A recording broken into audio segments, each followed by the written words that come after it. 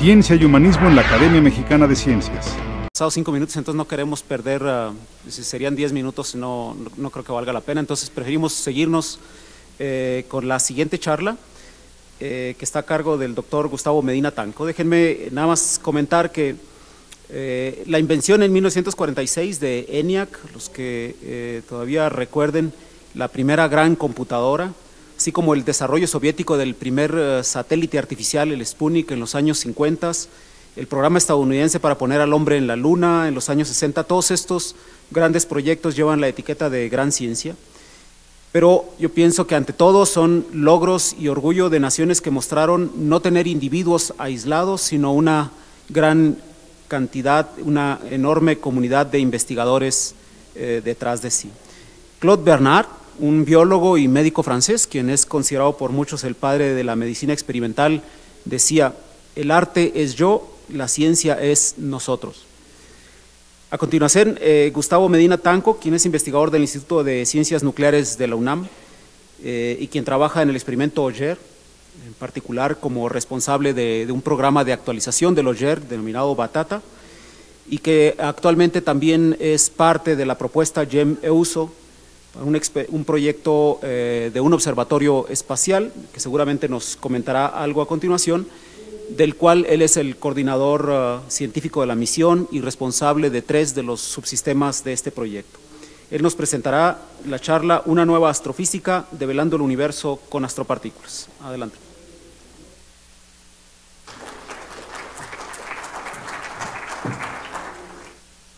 Después, no antes. Bueno, como ustedes bien saben, el hombre viene haciendo...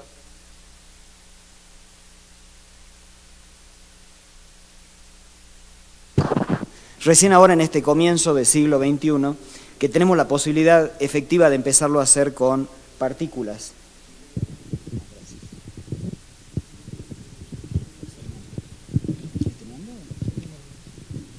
Hola, hola.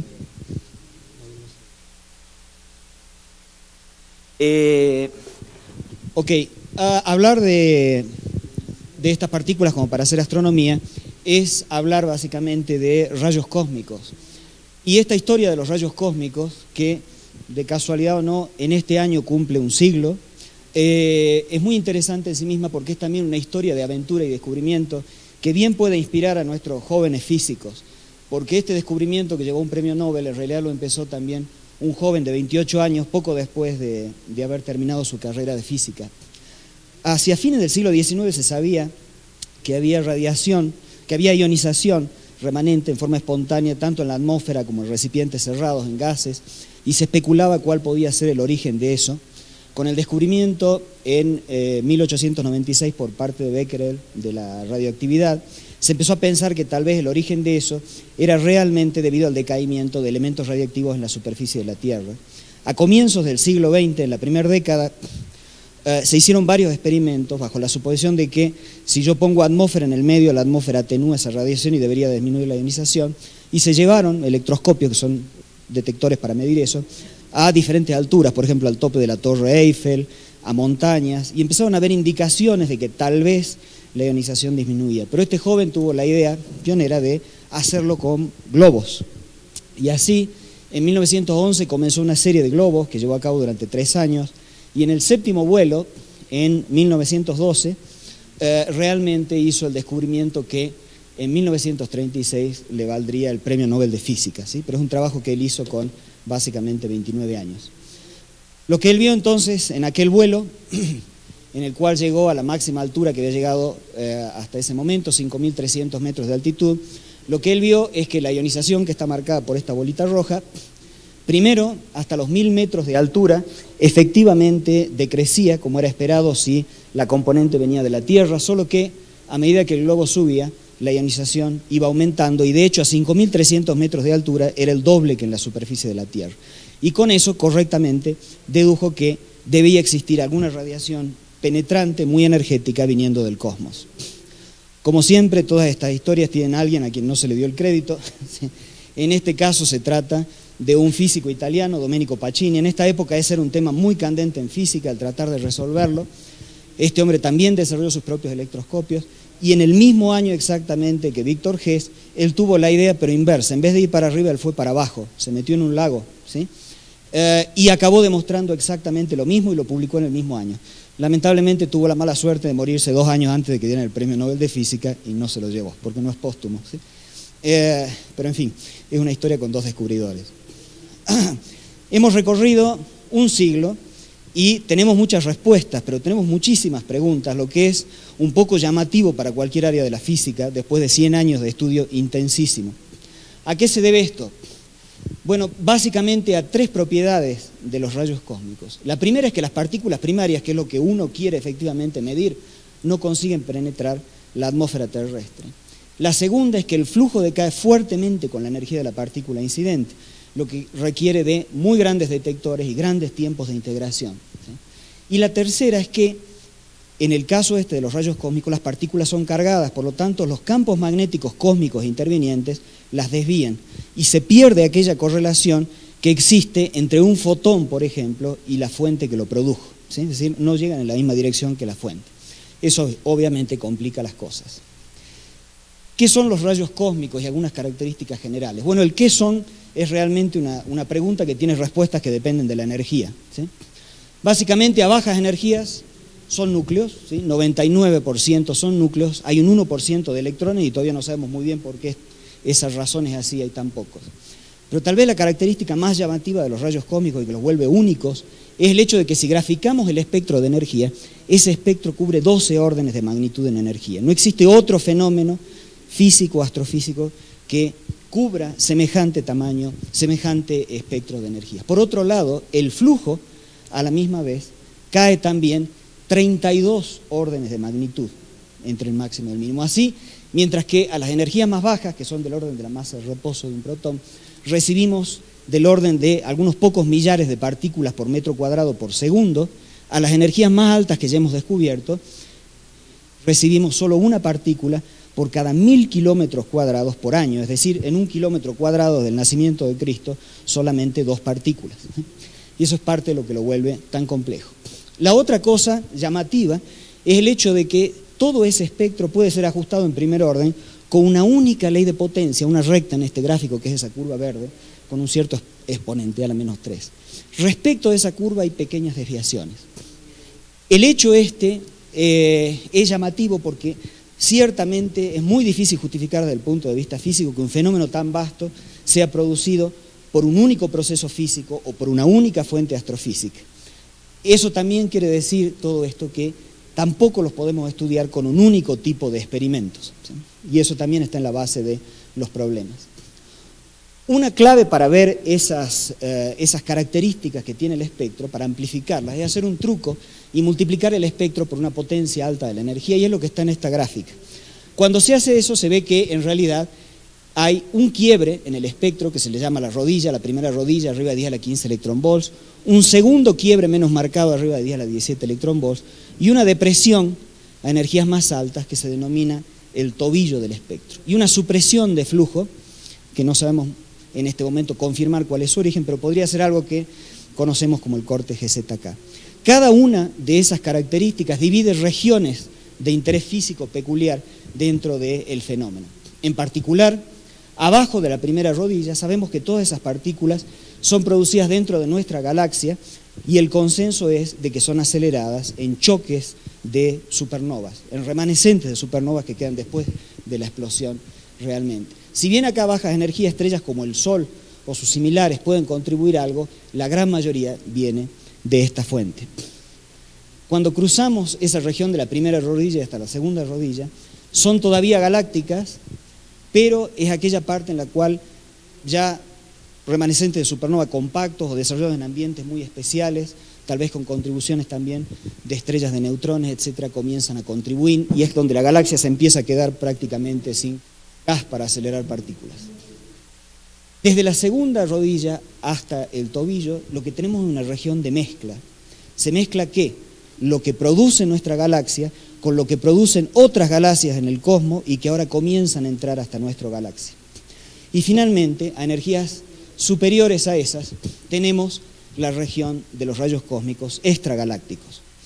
Y realmente no sabemos hoy en día quién los produce ni cómo. De hecho, es esta región la que está en la frontera del conocimiento en el área en este momento. ¿Qué tan particulares son estas partículas de muy alta energía, valga la redundancia? Bueno, un protón a esas energías, las más altas ya medidas, tiene energías macroscópicas, 50 joules. ¿Cuántos son 50 joules? Bueno, esos son 50 joules. O sea, es un protón que a uno le gustaría encontrarse, pero no de frente, ¿sí? De hecho, hasta podríamos definir una unidad de energía ahí de un Tyson para eso, ¿sí? Entonces son energías muy altas. Eso lleva al otro problema, que es un problema astrofísico, y es cómo justificar que esas cosas se produzcan en el universo. Este gráfico es complejo en cierta forma de explicar en pocos segundos, pero digamos que acá lo que tenemos es el campo magnético y acá escalas, tamaños. Entonces, dentro de ese gráfico podemos ubicar aquellos objetos que consideramos los más energéticos del universo según lo que conocemos. De alguna forma ellos son candidatos natos para poder acelerar estas partículas.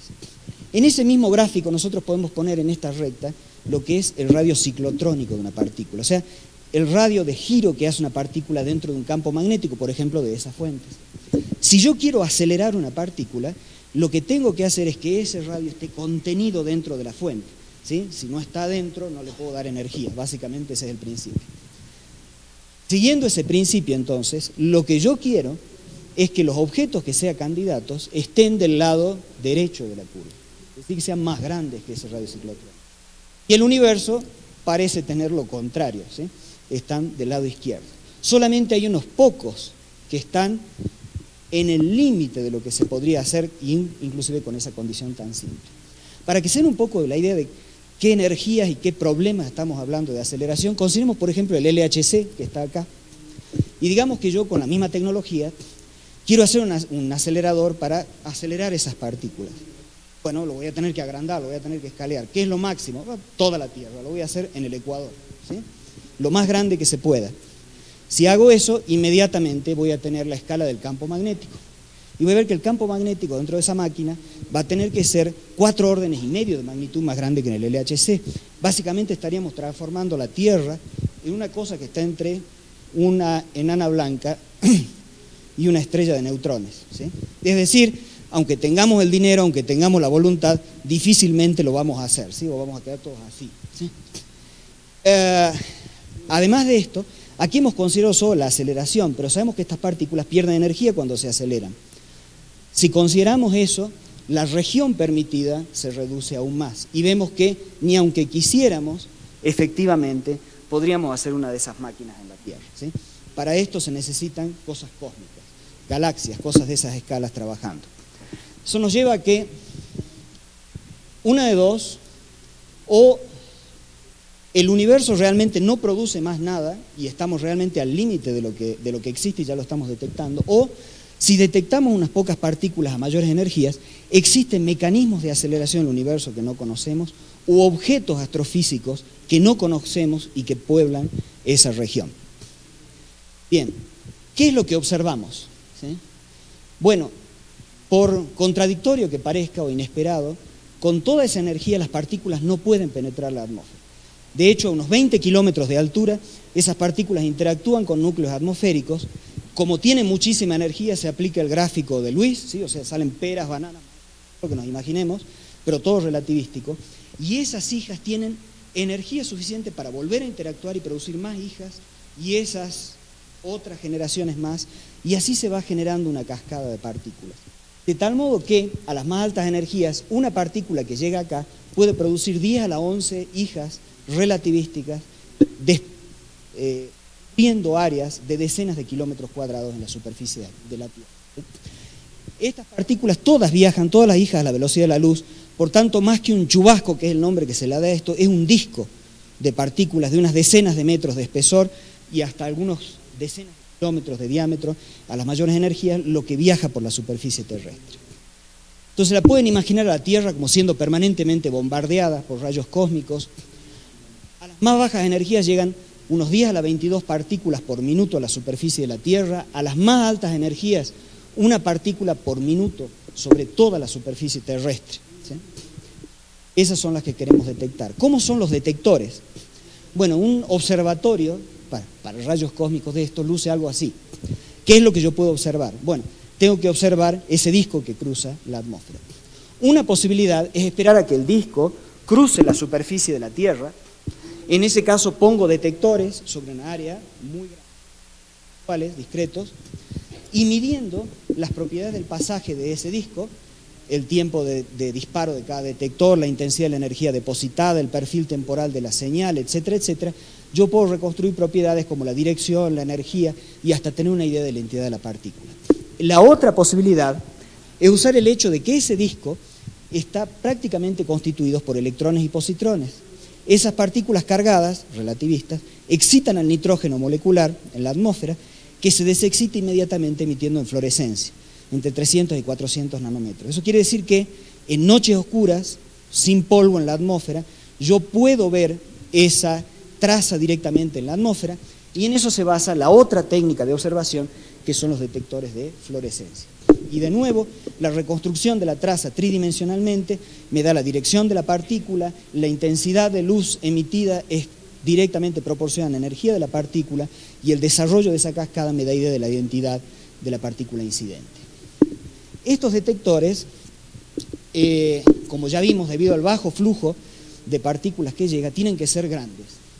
Y grandes, realmente muy grandes. Y eso pone no solo los problemas tecnológicos normales de un detector de partículas de este tipo, sino también los problemas logísticos y de infraestructura de montar detectores cubriendo áreas muy, muy vastas. Todo esto hace con que detectores así, y en este caso, en este momento en el mundo, el mayor detector para esto es el Observatorio Pierrot, se hagan en colaboraciones internacionales. En este caso es una colaboración de 17 países, de los cuales México participa. Acá pueden ver cómo se ve el detector proyectado sobre un plano. Básicamente, bueno, este detector está a menos 35 grados de latitud en Mendoza, en Argentina.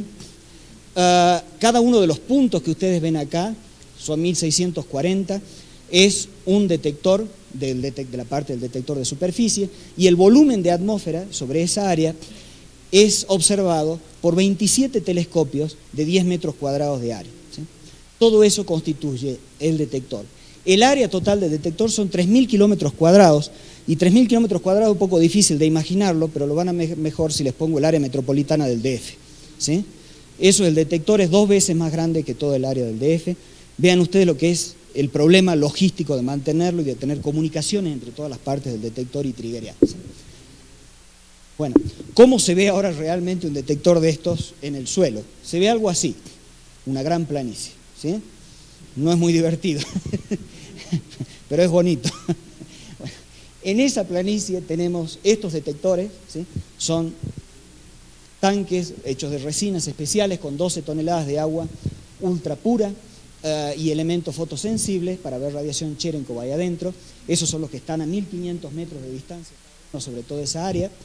Los telescopios de fluorescencia están localizados en edificios como estos, donde cada cara tiene una ventana con uno de esos telescopios.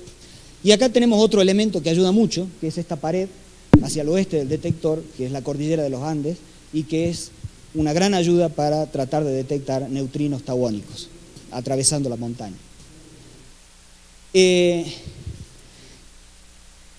México ha colaborado sustancialmente en este detector. Este detector y esta colaboración en esta área en particular tiene una gran ventaja, que es el hecho de que los socios son socios prácticamente igualitarios, en el sentido de sus aportes económicos, humanos, costos operacionales, etcétera, ¿sí? Lo que es muy bueno también para la formación de recursos humanos de esto y para la transferencia de tecnología. Como un ejemplo, antes de pasar a eso, por ejemplo, acá hay algunos places. Estos tanques fueron, y esto es un hito, diseñados y construidos 2/3 de ellos por una empresa mexicana, ¿sí? Son un hito en esta parte de tecnología. Se han hecho contribuciones también al diseño de la óptica, de los telescopios viniendo de México. Se han hecho contribuciones en teoría también. Por ejemplo, los parámetros que hoy se utilizan para discriminar fotones entre hadrones fueron producidos por nosotros aquí en México. Colaboración. Y también México tiene algo que realmente es una cosa casi única en la colaboración Pierrot, y es el hecho de que tenemos un detector que es exclusivamente mexicano, ¿sí? Fue propuesto, diseñado, construido, instalado y es operado por México dentro y para el Observatorio Piroyer. Ustedes pueden ver un poco aquí rápidamente, estas son parte de las instalaciones de superficie del detector, con sus franjas de paneles solares, aerogeneradores, salas de adquisición de datos, y el detector, bueno, una parte está enterrada, que son centelladores, y después tiene un arreglo también de superficie pequeño, propietario para él, ¿sí? Eso se está terminando de instalar en este momento en Malargüe. OYE ha servido también para crear en esta área know-how y formar recursos, y recursos que vemos después también apoyando a otras áreas, como ser, por ejemplo, al desarrollo de este gran detector también, el HOC, que es un observatorio de rayos gamma que está siendo construido en México como una colaboración entre Estados Unidos y México. Ok, en este momento México está a la vanguardia de lo que es la investigación en esta área, con su participación en el Observatorio OYE. Pero por supuesto hay que pensar en el futuro y hay que tratar de seguir estando a la vanguardia en los próximos 20 o 30 años en el área. Para eso entonces estamos participando activamente del diseño y construcción de lo que es la nueva generación de detectores, en este caso GEMEUSO, esto quiere decir Extreme Universe Space Observatory, que para nosotros no solo es ciencia de punta, sino también es cooperación internacional, transferencia de tecnología en el área espacial y formación de recursos humanos, no solo en física, sino también en la parte de ingeniería, dedicada sobre todo a espacio. Como ustedes saben, esto tiene otra trascendencia en un momento en que México recién comienza a abrir su agencia espacial, su propia agencia espacial. Esto es un instrumento muy complejo, inclusive como instrumento espacial, por lo tanto requiere de un esfuerzo internacional. Son más de 280 científicos de más de 80 instituciones en 13 países, de las cuales México participa aquí como el único representante latinoamericano, y participan de él también las principales o varias de las principales agencias espaciales internacionales. Aquí tienen un vistazo de la misión. Esto será lanzado en 2017 con un cohete japonés H-2B. El instrumento se lleva en un transbordador que es HTV y se va a instalar el telescopio en una bahía externa para experimentos que tiene la estación espacial a 400 kilómetros de altura. El telescopio tiene 2,70 metros de diámetro, es refractor, eso es único también, tiene las mayores lentes ya producidas para aplicaciones civiles, que son las que conocemos, y bueno, acá tienen más o menos todo un pantallazo de la misión. Esto es la primera vez que se va a hacer. México participa en prácticamente todas estas áreas.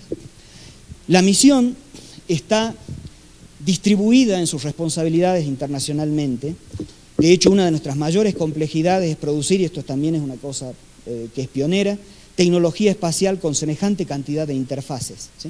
Tienen las contribuciones de los diferentes países, en particular se pueden ver las contribuciones mexicanas. Nosotros vamos a producir, esto también es primero en el país, equipo para vuelo certificado por varias agencias espaciales, toda la parte del sistema de monitoreo que controla más de 2.000 sensores del instrumento, el sistema de alimentación en bajo voltaje. Contribuimos también a la electrónica de adquisición de datos, y lo que es muy importante en una misión científica es México el que tiene la responsabilidad de la coordinación científica de toda la misión, ¿sí? Y dentro de eso también hacemos obviamente simulaciones, etcétera, de end-to-end de todo el procesamiento de la misión, ¿sí? Como parte de esto, obviamente, también vamos a tratar de desarrollar industrias en el país, especialmente el área de producción de circuitos impresos, para tratar de transferir esa tecnología efectivamente al país. ¿Qué es lo que se gana desde el punto nuestro yendo al espacio? Bueno, lo que se gana fundamentalmente es tamaño y masa de blanco contra la cual las partículas pueden impactar, ¿sí? Pero sin las restricciones logísticas de un detector de superficie. Para que vean esto, bueno, esto es un mapa de Japón acá abajo, esto es OYE con sus 3.000 kilómetros cuadrados, esto con 1 millón de kilómetros cuadrados es GEMEUS, o sea, es más grande que un país, ¿sí? GEMEUS es un telescopio, pero es un telescopio peculiar, observa para abajo, ¿sí? Por más que hace astrofísica para arriba, ¿sí? Por lo tanto, además de tener la capacidad de observar todas estas partículas para las que está diseñado, ¿sí? Protones, fotones, neutrinos, partículas exóticas, etc., también puede observar permanentemente otros fenómenos físicos de interés, como ser eventos transitorios luminosos de la alta atmósfera, arriba de los 80 kilómetros de altura, la entrada de polvo y micrometeoritos a la atmósfera, también muy importante por una serie de factores, así como también, debido a los requerimientos de la reconstrucción de datos y la necesidad de conocer permanentemente la estructura de la atmósfera en el detector, tenemos cámaras infrarrojas y lidares con los cuales podemos observar la estructura de las nubes y también levantar perfiles atmosféricos de distribución de aerosoles. Todo esto son tecnologías que también son importantes para el país porque tienen reflejos en varias áreas estratégicas. Si bien GEMEUSO va a volar en 2017, en este año estamos produciendo los primeros prototipos. Como parte de esos prototipos, estamos construyendo en este momento, con el apoyo de la Agencia Espacial Francesa, una primera versión reducida del telescopio, pero que tiene todos sus elementos funcionales, todos sus subsistemas, que tiene 1.2 por 1.2 metros, son de nuevo lentes de Fresnel. De hecho, toda la tecnología y los materiales para producir estas lentes fueron hechos propietarios para este instrumento. Se está haciendo, y a esto lo vamos a volar en el Ártico en 2013, ¿sí? Inicialmente, después, en la medida de lo posible, vamos a volar también a latitudes ecuatoriales, ¿sí? Pero tal vez desde la India, y estamos tratando de hacer un vuelo a latitudes intermedias en México, por lo menos. Con eso, bueno, acá también, aparte de contribuir todos esos otros subsistemas, somos los responsables completos de hacer todo el análisis térmico del sistema, que es fundamental, porque una variación de la temperatura de las lentes de más de 2 grados modifica el índice de refracción en tal forma que el experimento no puede funcionar. Y cuando vamos a la estratosfera vamos a estar con temperaturas sobre el Ártico de entre menos 50 y menos 80 grados centígrados. Y así terminamos. Como ven, después de tantos años hemos avanzado mucho, tenemos muchas preguntas sin respuesta, y lo curioso es que después de un siglo de haber empezado con un globo, volvemos a terminar con otro globo. No se han dado tanto. Gracias.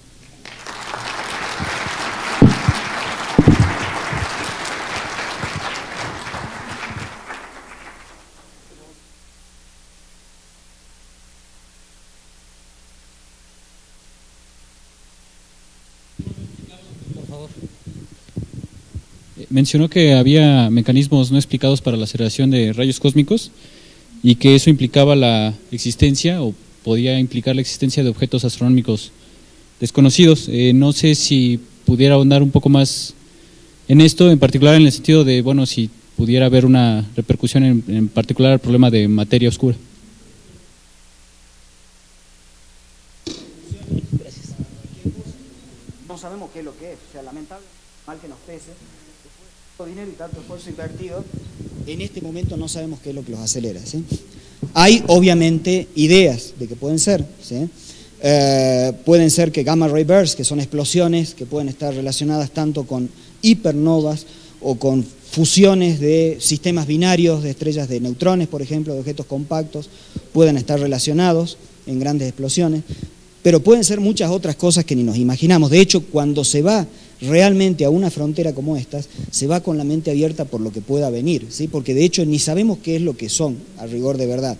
Porque cuando yo digo, por ejemplo, que esas altas energías son núcleos, es una cosa que hay que calificarla y tomarla con pinzas. ¿Por qué? Porque básicamente yo valido contra los datos, contra modelos que yo he producido, pero mis modelos fueron producidos bajo alguna suposición, ¿sí? Entonces, si yo supongo que son manzanas o bananas, y voy a medir manzanas o bananas, ¿sí? Pero podría ser otra cosa, ¿sí? Entonces, de hecho, pero claro, eso es muy, muy difícil de plantear para esos experimentos, ¿sí? Entonces, hay una serie de incertezas, realmente no lo sabemos. Si lo descubrimos y hay algo, si efectivamente vemos con este detector, con GEMEUSO, partículas a un poco más allá de 3 por 10 a la 20 electron volts, lo que sí podemos garantizar es que hay descubrimientos muy, muy importantes en física y en astrofísica, que el universo nos tendrá reservada la respuesta. ¿Más preguntas?